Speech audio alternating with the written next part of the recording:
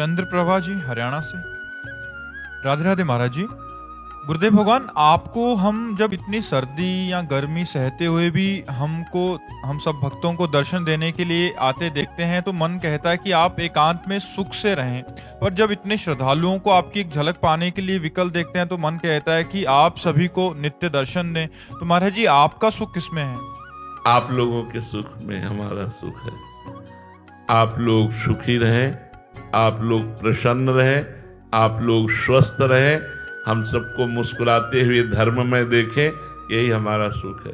देह सुख हमारा नहीं है। हम एक अच्छी रजाई ओढ़ करके और हीटर के सामने बैठे, ये हमारा सुख नहीं है। आपका सुख हमारा सुख है। हम आपके लिए क्या बलिदान कर रहे हैं जो आप हमारे लिए कर रहे हैं? आप रुपया पैसा लगाकर, परिवार शरीर का मोह छोड़कर आप केवल दर्शन की आकांक्षा रखते हैं, तो हम आपके लिए प्राण भी न्यौछावर कर देते, थोड़ी बात है। हम आपके सुख के लिए, हमारा जीवन विश्व सुख के लिए है। हमारा सुख इसी में है। हम आपको देखते हैं ना, धर्म में चलते हुए, मुस्कुराते हुए, हम सुखी हैं। हम शरीर को सुख देखने तो किडनी फेल है, क्या शरीर का सुख न खान का, न पान का, न रहने, तो हर सुख हमारा आप सब में निहित है। आप स्वस्थ हो, आप धर्म से चल रहे, आप समाज सेवी हो, आप राष्ट्र सेवी हो, आप भगवत सेवी हो, ये हमारे गर्व का विषय कि हमारे देशवासी ऐसे हैं। हमारे देशवासी सुधर रहे, हमारे देशवासी भगवत मार्ग में चल रहे, तो हम अपना जीवन धन्य मान रहे और हम सुखी है। हमसे ये पूछा कि आप स्वस्थ है?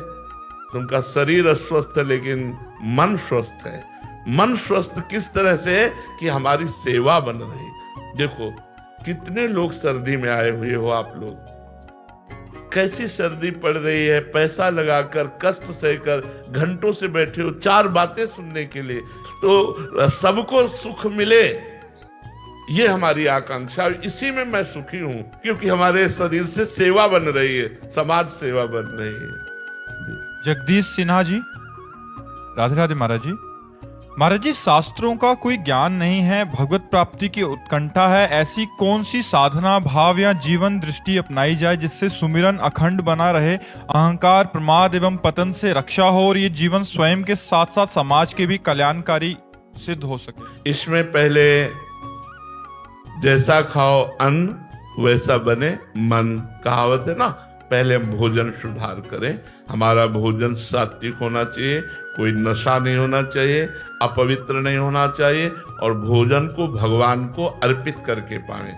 मान लो भगवान की छवि है तो नहीं तो 1 मिनट लगता है, ध्यान किया और भगवान को जो अपने सामने थाल है अर्पित की तो पवित्र हो जाता है। प्रसादे सर्व दुखानाम हानिरस्य उपजायते, जो भगवान को अर्पित कर दिया जाता है वो प्रसाद हो जाता है। प्रसाद हमारे पाप को, हमारे दुखों का नाश करता है। तो हमारा भोजन शुद्ध हो और हमारा संग शुद्ध हो। अगर हम गलत लोगों का संग करेंगे, कुसंग करेंगे, तो हमारी मति भगवान में शुद्ध रूप से नहीं लग पाएगी। जाके प्रिय न राम वै देही, तजिए ताहि कोटि वैरी सम, यद्यपि परम स्नेही।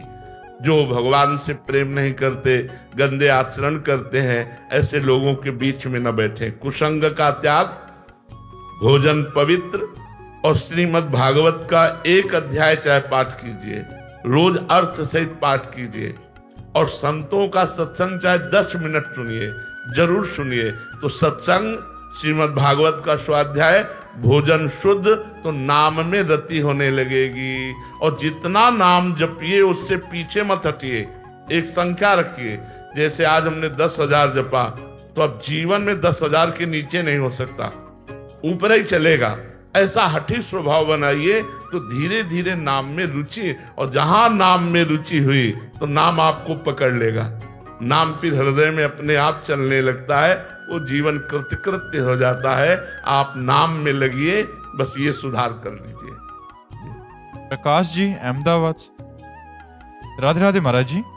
प्रभु, आपने एकांतिक में एक बार कहा था कि आपको जान जाओगे तो कुछ जानना शेष नहीं रह जाएगा। प्रभु, आपके वास्तविक स्वरूप का ज्ञान करवाइए। देखो, ये जो पांच भौतिक देह है, ये ढांचा है। इस ढांचे में जो तत्व है उसको जानना जानना कहते हैं, इसको जानना जानना नहीं कहते। आप देख करके हमें हमारे स्वभाव को, हमारे गुणों को देख करके तो हम आपको जान गए, तो ये त्रिगुणमयी माया के सारे खेल हैं जो आप देख पा रहे हो। क्योंकि आपकी दृष्टि त्रिगुणात्मिका माया से युक्त है, तो आप माया में ही बात देख पाओगे, और जो स्वरूप है वो माया मुक्त है। तो हमें जान गए मतलब परमात्मा को जान गए। जैसे अपने को जान गए तो आप हमें जान गए, हमें जान गए तो परमात्मा को जान गए। तो इसलिए जो गुरु मंत्र मिलता है, नाम मिलता है, वो यही जानने के लिए मिलता है। सोई जाने जेहि देहु जनाई, और जानत तुम्हें तुम्हें हो जाए। हमारा स्वरूप जो है वो आत्म स्वरूप है, और उसमें भी भाव स्वरूप है। जो सहचरी बपू है वो बिना भजन के, बिना कृपा के, वो ऐसा नहीं है कि प्रदर्शन कराया जा सके, कोई ऐसा नाटक हो या कोई, वो तो सच्चिदानंद तत्व है। उसका अनुभव होता है जब हम उस कोटि का भजन करते हैं, तब अनुभव होता है कि मेरे संत या मेरे गुरुदेव का क्या स्वरूप है। और जो उस स्वरूप को जान गया वो उस स्वरूप में हो जाता है, उसमें अंतर। तभी कहा, जब एक कह रहे थे हम आपको जान गए, तो हम कहा नहीं भैया, ढांचे का तुम जानकारी कर सकते हो, इसके गुणों गुण हमें नहीं जान गए। जो हमारा स्वरूप जान जाओगे तो आप हमारे समान हो जाओगे, आप परमात्मा को प्राप्त कर लेंगे। क्योंकि आत्मस्वरूप का ज्ञान होना मोक्ष पद का अनुभव करवाना है। तो हमारा स्वरूप जो है वो अलग है, शरीर जो है वो अलग है। सौरभ शर्मा जी शिमला से। राधे राधे महाराज जी।